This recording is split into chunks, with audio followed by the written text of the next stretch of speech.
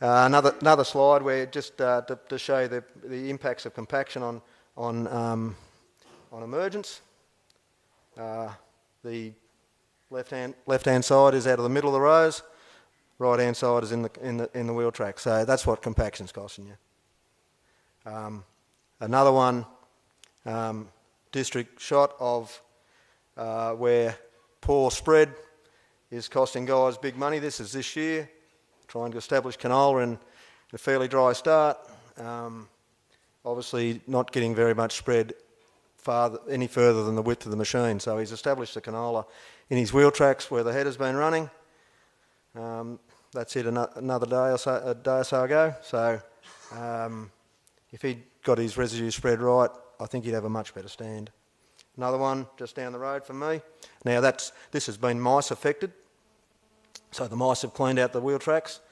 But again, if he'd been in a more controlled situation, he would have been able to do something. But because that's a random track, he can't do anything.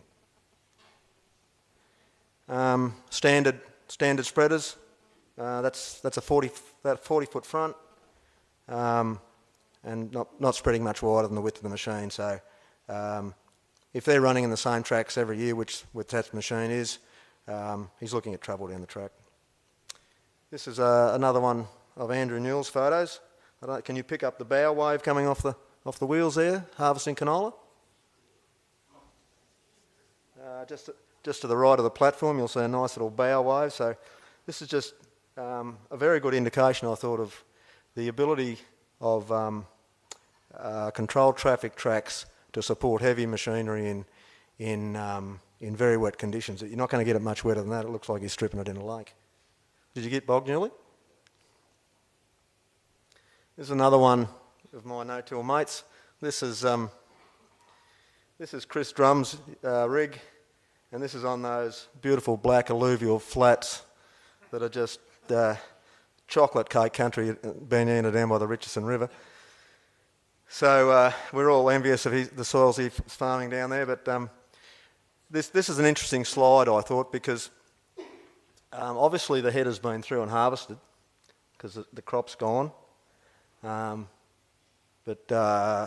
you must have been in the driver's seat that day, were you, Drummer? You got off the tracks? But the indications from our area last year was if you stayed on the tracks, you didn't get bogged. And when everyone around us was getting bogged, a lot of getting bogged, we had one header bog last year, and that's because he was running a 40-foot front, moved into another paddock, thought he'd cut 45 instead of our 35, and he got bogged in the first pass. I come up past him and stripped past him, but took 2 tractors and a backhoe and a lot of work to get him out. This other one I wanted to touch on is know your width. We talk about this quite a lot, and guys don't know their real width. And Andrew Newell said to me last night, every inch counts. And when I worked out he was talking about controlled traffic, it was a lot easier to understand. But he's right. In CTF, every inch does count. Now this is just a breakdown of 2 major brands. So you got the McDon fronts at the top, 9.1, 10.6, 12.2, and John Deere, who work in feet, 30, 35 and 40. Now you'd think they'd be the same. But a McDon, for instance, in my case, I'm on a 35 or a 10.67 setup. If I go out and buy a 35-foot McDon Draper, which is an excellent front, but it's not wide enough. And the reason it's not wide enough is that 35 feet is measured divider to divider. It's not 35 foot a knife. So if you remember back to my slide where I showed you how we set up, we've got a lentil row at 35 feet. So if I strip that with a 35-foot McDon, all I do is smudge that row. So you have to know your width. You have to, if you're setting up a controlled traffic system, you have to know where your widest row is and how it's going to fit into your front.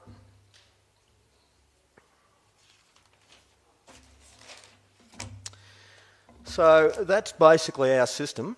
You know, to wrap it up, we're now confirmed disc seeder users. We would never go back to a tine. Now, is our disc seeder the ultimate piece of machinery? No, it's a long way from it. But we can see that we continue to work down that path, and we can start addressing a lot of things that Phil talked about. Seed placement being number one, uniformity of stand, absolutely. I'll have to agree to disagree on the row spacings at this stage, Phil, but everything else you were talking about is spot on.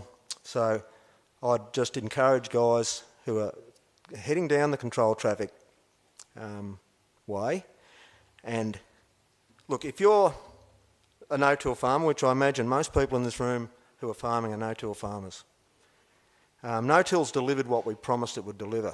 It's delivered soft, friable soils that are a great place to get good germination and crop growth. But it brings with it the disadvantage of those soft, friable soils being easily compacted. Now, we've done a lot of compaction in the last 120 years at home. The whole place has been compacted, so we've got a long way to go as far as alleviating that compaction.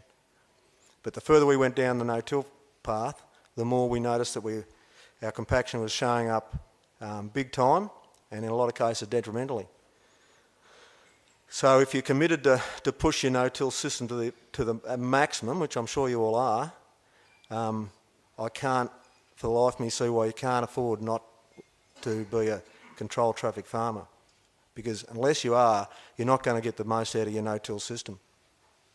So thanks very much for that. I'd like to thank the Vic No-Till for the opportunity to present here today and the invitation. As Evan said, I was involved with them for a little while, and they're doing a great job, and I hope you continue to support them into the future. Thank you. I'll take questions if any questions.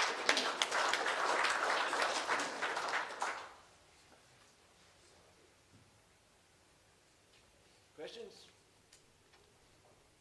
Clint.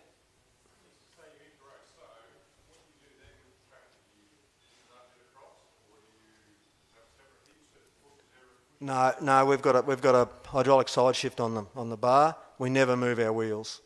We never the seeder's only got wheels on the guest roads. We've got no wheels on the wings. So we're fairly pedantic about where wheels are going in our paddocks. If we could get our agronomist to get a 3 metre, 120-inch wheelbase on his big heavy Land Cruiser, would be really good. Down the back. Yeah, sorry, Kate. Grey hair, no hearing. Your next greatest challenge. The question was? Look, as silly as this may sound, one of the advantages of a big disc on seeders is you've got more friction on the disc to drive the disc. We're noticing in some of our really soft black soils that they're becoming that soft that we're getting issues where we can't drive the disc. So obviously we're trying to keep as much residue there to help alleviate that. But in the short term, Kate, our biggest challenge at home is to do all those things, or most of those things that Phil talked about the absolute accuracy with seed placement, the consistent stands. Because one thing I noticed when we went to a disc seeder was I could finally walk into a paddock and say, these rows are uniform. Whereas I used to spend hours and hours and hours trying to set up tine bars, and I could never get uniform rows because our paddocks weren't flat anymore. But at least with the disc seeder we've been able to achieve relatively uniform rows, but now we've got to address better seed placement and more even stands.